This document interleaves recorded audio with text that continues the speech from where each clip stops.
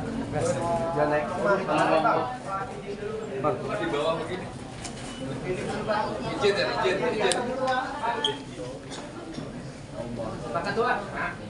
Izin berdiri dulu, Pak. Ya. Rapat, Pak.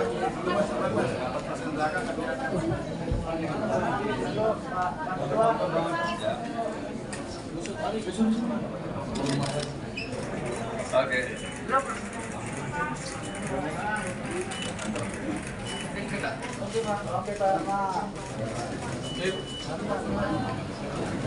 Siapa? Luar biasa. Oke.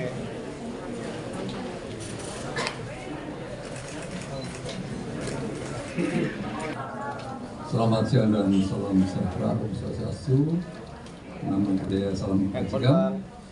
Teman-teman sekalian, pada siang hari ini kami pemerintah bersama-sama dengan KPU dan Bawaslu dan juga Dirut BPJS, pemerintah ada Pak Menteri Dalam Negeri, ada Menteri Kesehatan, ada Kepala Staf Presiden, rapat dalam rangka yang pertama melihat perkembangan para pejuang demokrasi Indonesia yang saat ini telah bekerja dengan keras dan mendapatkan risiko meninggal, ada yang sakit dan seterusnya.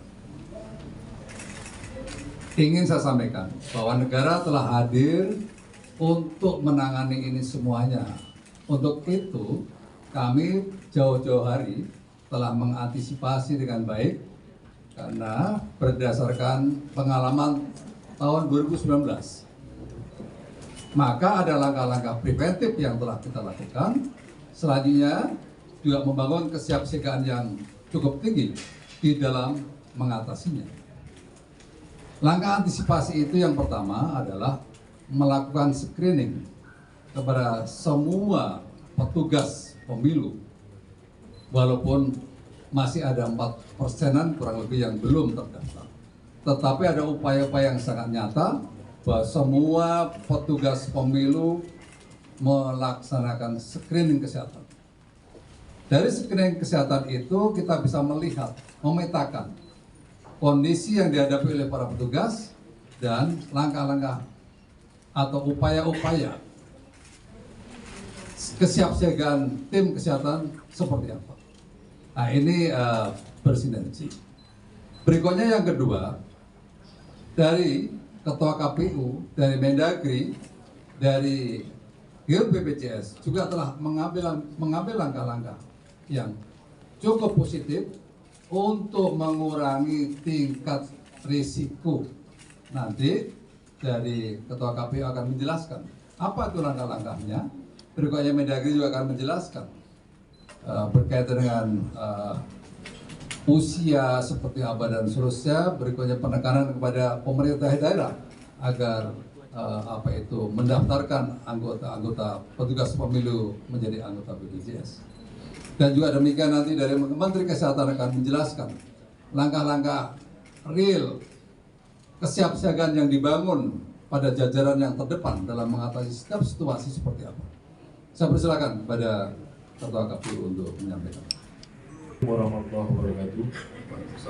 Saudara jurnalis yang kami hormati, ada beberapa hal yang dengan bagaimana situasi kesehatan teman-teman penyelenggara pemilu, terutama badan ad hoc baik di tingkat PPK kecamatan, PPS, desa kelurahan maupun KPPS.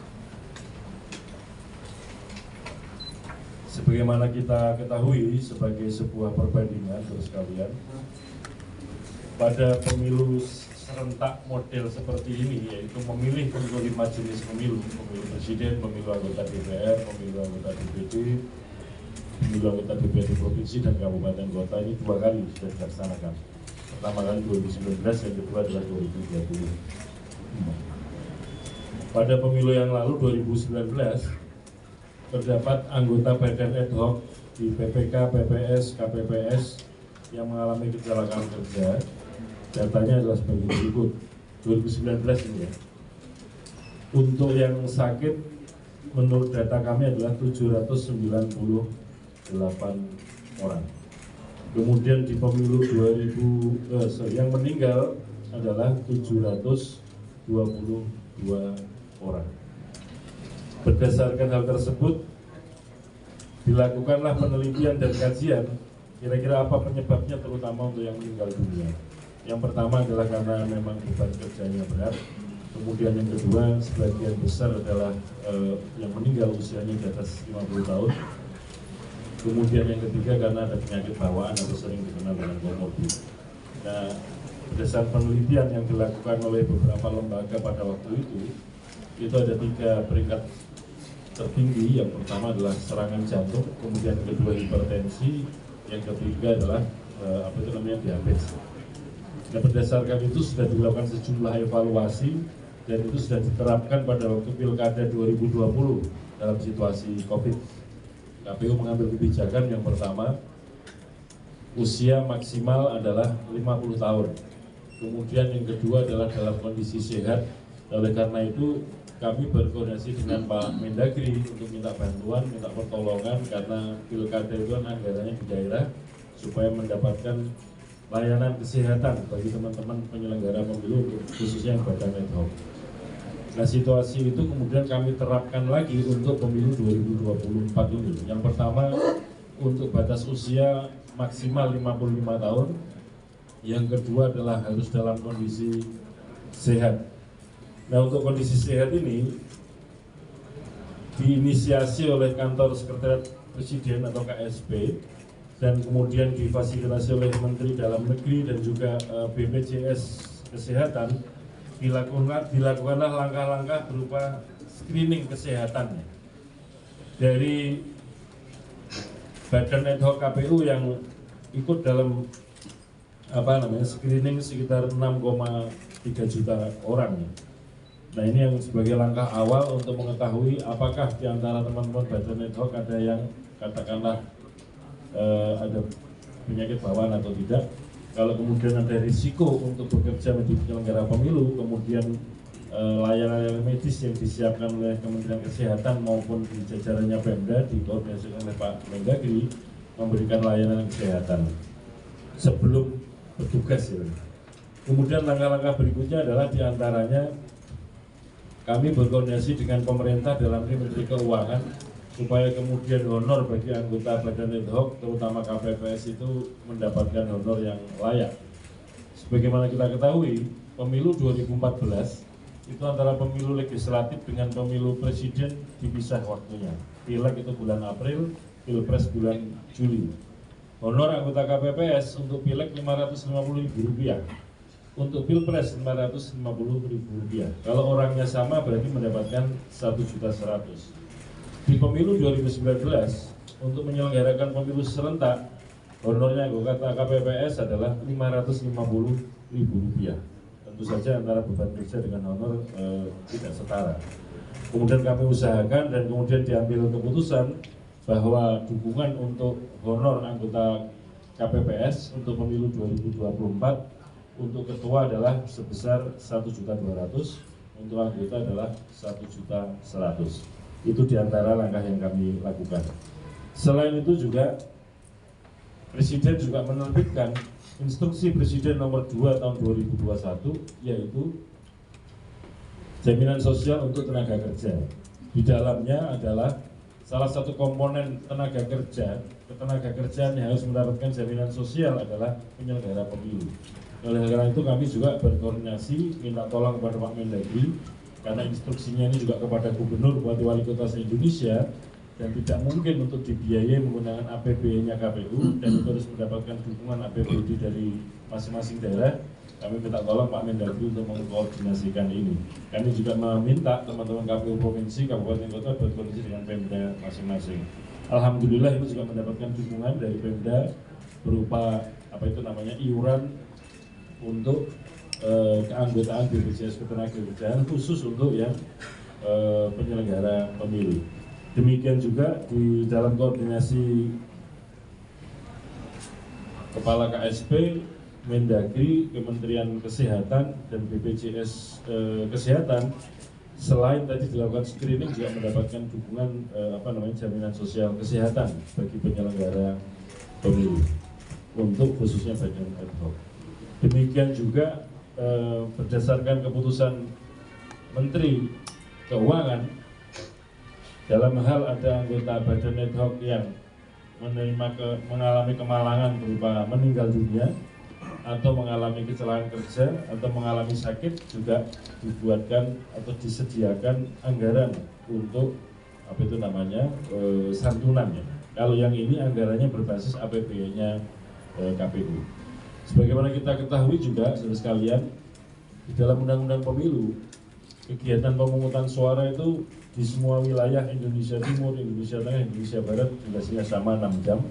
Hanya saja yang membedakannya adalah durasi penghitungan suara yang waktunya bisa berbeda-beda karena bergantung juga terhadap jumlah pemilih yang dilayani, kemudian situasi komplain-komplain yang terjadi di TPS masing-masing atau saling cross check data yang ada di TPS masing-masing.